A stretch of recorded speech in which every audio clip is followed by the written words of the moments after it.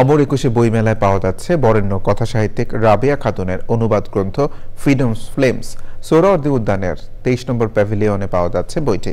মেলায় প্রতিদিনই আসছে নতুন নতুন বই। বইমেলা থেকে ফিরে ইফতেখার উদ্দিনের রিপোর্ট। বইমেলার ষষ্ঠ দিনে লেখক পাঠকদের পদচারণা। ভিন্ন ভিন্ন বই খুঁজছেন পাঠকেরা। আমার বাড়ি সিলেটে, আসলে একুশে বইমেলায় আসবো, বিভিন্ন লেখকের বই পড়বো। বই যে মানুষের প্রিয় সেটা এবার বোঝা যাচ্ছে বইমেলার পুরো ভিউটা দেখে। অন্য প্রকাশের প্যাভিলিয়নে পাওয়া যাচ্ছে বরেণ্য কথাসাহিত্যিক রাবেয়া খাতুনের বই ফ্রিডমস ফ্লেমস। আচ্ছা, আসলে মজার কথা বলি, এবার প্রথম আমাদের একটা ইংরেজি বই বেরিয়েছে, সেটা হচ্ছে রাবেয়া খাতুনের ফ্রিডমস ফ্লেম।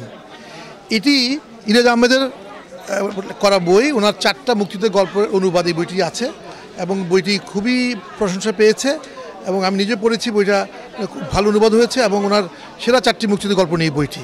বইমেলায় ঢাকা বিশ্ববিদ্যালয়ের সাবেক ভিসি প্রফেসর ডক্টর এমাজউদ্দিনের বিভিন্ন বই রয়েছে। প্রথম বইটি হচ্ছে গণতন্ত্র এখন, দ্বিতীয় বইটি হচ্ছে গণতন্ত্রের শত্রু ও মিত্র, তৃতীয় বইটি হচ্ছে গণতন্ত্রের ভবিষ্যৎ। এই 3টি বই আমার পাঠক দর্শক শ্রোতারা যারা রয়েছেন সবাই এই দেশ বাংলা প্রকাশনা স্টল থেকে পরিবেশনা হিসাবে পাবেন আপনারা। মেলায় আসছে নতুন লেখকদের নানা বই। বই এসছে দ্বিখণ্ডিত হৃদয়, এটা 10টা গল্প নিয়ে, মূলত 10টা গল্প নিয়ে আমার একটা বই।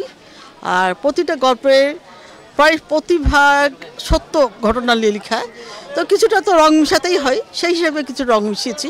যে সমুদ্রে আগুন জ্বলে বইটির প্রচ্ছদ করেছেন বাংলাদেশের প্রখ্যাত চিত্রশিল্পী আবুল হাশেম খান।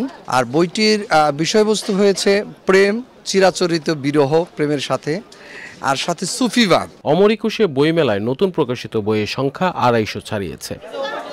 Iftekhar Uddin, Channel I, Dhaka.